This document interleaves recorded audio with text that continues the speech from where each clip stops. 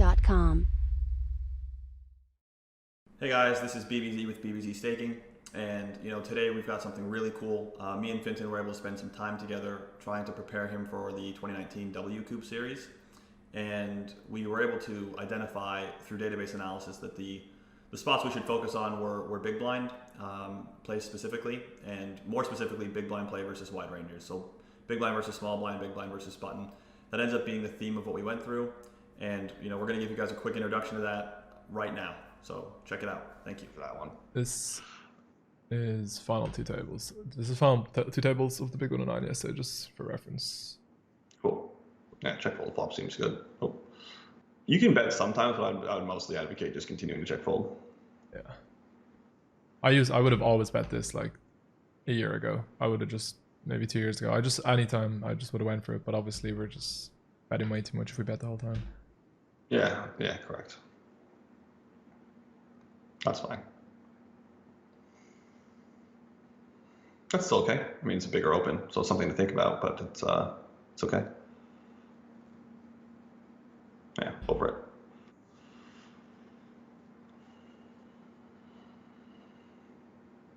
Call's good, particularly at this stack depth. Call's good.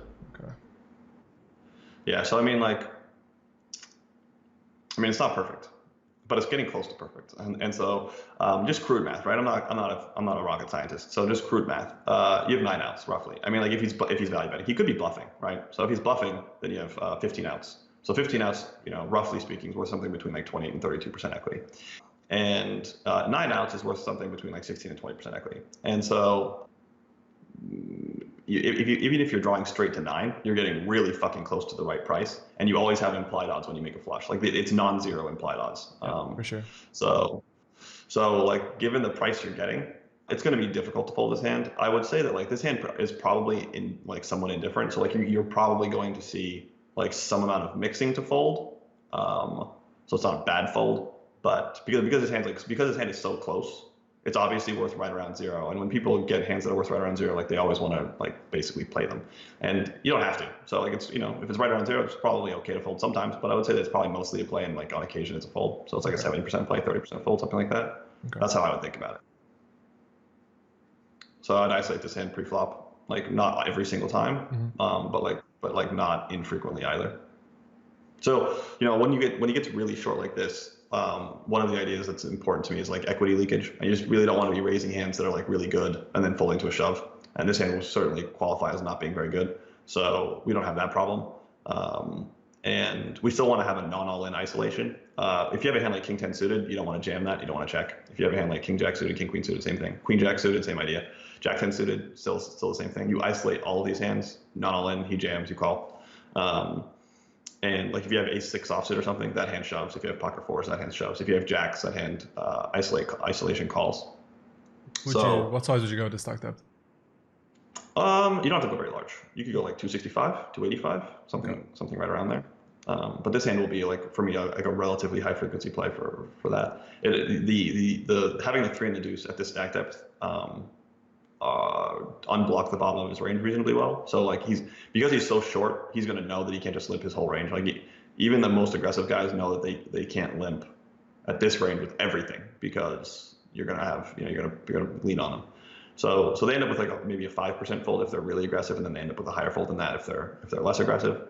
And that means that like if someone's holding 5%, they're going to fold a lot of the combos that have a deuce or a 3 in them before the flop, so that when they limp, the weakest hand they're likely to show up with is a hand with like a 4 in it or a 5 in it. And so like having 3 deuce specifically is like a hand that I don't mind isolating a lot pre-flop. Okay. This is the type of flop I would probably bet a lot when check to. I mean, like obviously I can just give up. I think giving up is fine. I think maybe you should bluff with a club, but occasionally like, I'll just bluff with nothing. And so like I could have checked, but I will bluff with nothing here fairly often as well. Given that it's like a reasonably good flop for you, you're going to isolate a lot of the Broadway stuff pre-flop. I'm going to isolate a lot of the total shit stuff pre-flop. I mentioned potentially isolating 3-2 offsuit. And so when I check, my range ends up being somewhat more dense, like these middling 9-7-6 type shit. And so I take advantage of that by betting when check 2 fairly often. Okay. I wouldn't fold. I don't know. It's not a horrible fold. Yeah, it's not a horrible fold. That's fine. Okay, but obviously I tell the truth when I think I've like made a misclick. I'm not saying this is a misclick, but I would have called this if I had like one table. So I guess that's maybe a mistake. It's just a mix. It's worth. It's worth. This hand's worth like close to. I think worth somewhat close to zero. When he bets, 2/3. If he bets a third, yeah, you have to call. When he bets, this sizing and the board is this dynamic. So by dynamic, I mean there are just so many cards that will come that will counterfeit your hand. So a 5, a 10, an 8, a club. Even if another overcard that's really really meaningfully interactive with his range. So like, I don't know how you feel about calling on a jack, but it doesn't feel great to me. Yeah. Or whatever. So in this scenario, you can fold this pair here. Okay. Against the sizing. It's fine.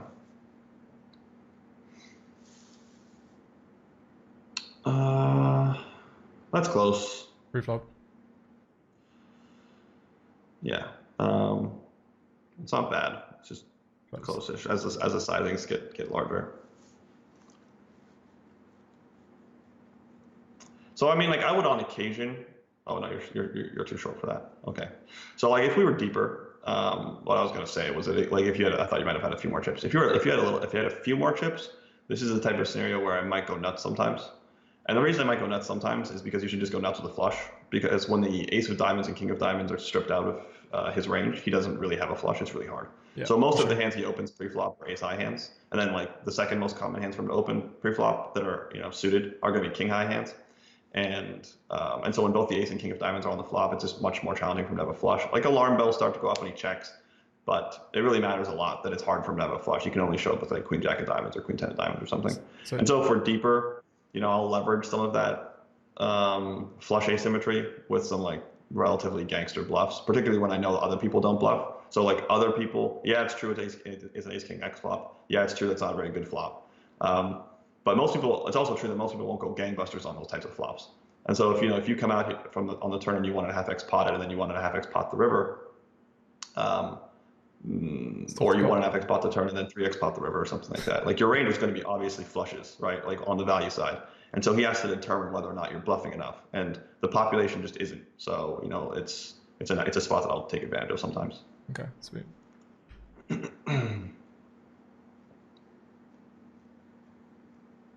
I'm probably not going to fold. Yeah, I like that. That's fine. No, did you fold? Did I fold? Yeah. Yeah, I did. I just missed that.